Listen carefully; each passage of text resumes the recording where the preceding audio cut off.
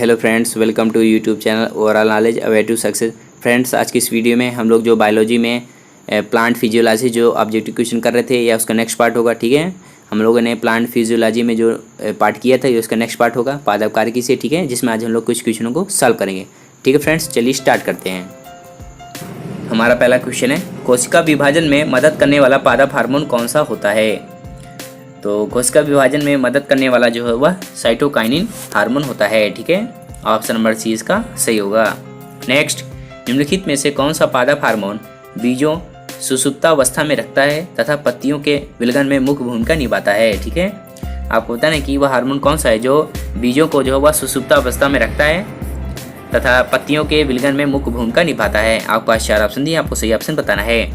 तो इस क्वेश्चन का right option option number D होगा, एब्सिसिक एसिड। ठीक है, ऑप्शन नंबर डी इसका सही होगा। नेक्स्ट, निम्नलिखित में से कौन सा एक प्राकृतिक फल पकाने वाला हार्मोन है? तो आपके पास 4 ऑप्शन दिए, आपको सही ऑप्शन बताना है। तो इस क्वेश्चन का right option option number D होगा, एथिलीन। ठीक है, ऑप्शन नंबर डी इसका सही होगा। नेक्स्ट, प्रकाशानुवर्ती संचलन किसके द्वारा नियंत्रित किया जाता है? एथिलीन, ऑक्सीन, जिब्रेलिन या फिर साइटोकाइनिन। तो आपके पास ये 4 ऑप्शन दिए, आपको बताना है कि प्रकाशानुवर्ती संचलन जो है किसके द्वारा नियंत्रित होता है। तो इस क्वेश्चन का right option option number B होगा, ऑक्सीन के द्वारा। ठीक है, प्रकाशानुवर्ती संचलन जो है ऑक्सीन के द्वारा नियंत्रित होता है। नेक्स्ट, पादप वृद्धि हार्मोन जिब्रेलिन किससे निकाले जाते हैं? कवक, जीवाणु, शैवाल या फिर इनमें से कोई नहीं। तो जो हार्मोन जिब्रेलिन है उसको हम लोग जीवाणु कवक से निकालते हैं। ठीक है, ऑप्शन नंबर ए इसका सही होगा। नेक्स्ट, निम्न में से कौन सा एक खरपतवार मारक है? ठीक है, आपके पास 4 ऑप्शन दिए, आपको बताना है कि इनमें से कौन सा खरपतवार मारक है। तो इस क्वेश्चन का जो राइट ऑप्शन होगा ऑप्शन नंबर बी सही होगा, 2,4-D। ठीक है, ऑप्शन नंबर बी इसका सही होगा। और 2,4-D को हम लोग डाइक्लोरोफिनॉक्सी एसिटिक अम्ल भी कहते हैं। ठीक है। नेक्स्ट, पादप वृद्धि अनुमापन के साथ किस भारतीय वैज्ञानिक का नाम जुड़ा हुआ है? तो इस क्वेश्चन का right option option number C होगा, जेसी बोस का। ठीक है, ऑप्शन नंबर सी सही होगा। नेक्स्ट, निम्न में से किस पेड़ को अपनी वृद्धि के लिए सर्वाधिक मात्रा में जल की आवश्यकता होती है? आम, बबूल, अमरूद या फिर यूकेलिप्टस।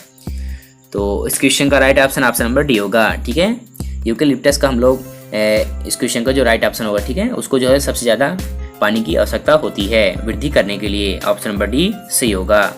नेक्स्ट, ऑक्सीजनोमीटर का प्रयोग करते हैं। आपको बताना है कि ऑक्सीजनोमीटर का हम लोग प्रयोग क्यों करते हैं? तो इस क्वेश्चन का जो right option option number B होगा, वृद्धि को मापने के लिए। ठीक है, ऑप्शन नंबर बी सही होगा।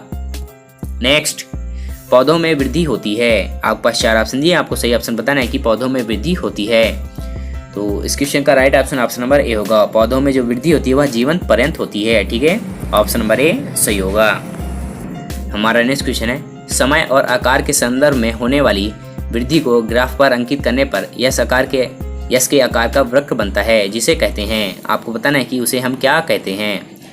तो जो यश के आकार का वक्र बनता है उसको हम लोग सिग्माइड वक्र कहते हैं। ठीक है, ऑप्शन नंबर ए इसका सही होगा। नेक्स्ट, पौधों की लंबाई में वृद्धि के लिए आवश्यक नहीं है सोडियम, कैल्शियम, नाइट्रोजन या फिर फास्फोरस। तो पौधों की जो लंबाई के लिए पौधों की लंबाई में वृद्धि के लिए जो आवश्यक नहीं है वह है सोडियम। ठीक है, ऑप्शन नंबर ए इसका सही होगा। नेक्स्ट, पौधों की वृद्धि गतियाँ जो प्रकाश उद्दीपन के कारण होती हैं उसे क्या कहते हैं? तो इस क्वेश्चन का right option option number B होगा, हेलियोट्रॉपिज्म। ठीक है, ऑप्शन नंबर बी इसका सही होगा। नेक्स्ट, बाह्य उद्दीपनों द्वारा प्रेरित पादप गति क्या कहलाती है? तो इस क्वेश्चन का right option option number C होगा, कंपानुकुंचन गति। ठीक है, कंपानुकुंचन गति। ठीक है, ऑप्शन नंबर सी इसका सही होगा। नेक्स्ट, छुई मुई की पत्ती में गति होती है। आपको बताना है कि जो छुई मुई की पत्ती में कौन सी गति होती है? तो इस क्वेश्चन का right option option number B होगा, कंपानुकुंचन गति। ठीक है, ऑप्शन नंबर बी इसका सही होगा। नेक्स्ट, इस पर स्पर्श करने पर छुई मुई पौधों की पत्तियां मुरझा जाती हैं, इसके पीछे का क्या कारण है? तो इस क्वेश्चन का right option option number B होगा, पर्णाधार का स्फीति दाब बदल जाता है। ठीक है, ऑप्शन नंबर बी इसका सही होगा।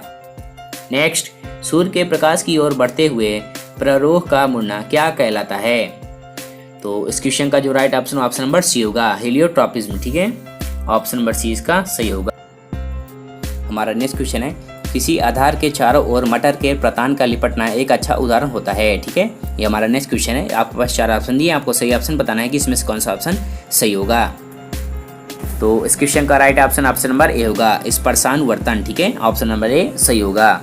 नेक्स्ट हमारा नेक्स्ट क्वेश्चन है, संड्यू तथा वीनस फ्लाई ट्रैप कीटभक्षी पौधों में कौन सी गति होती है। आपके पास 4 ऑप्शन दिए, आपको सही ऑप्शन बताना है।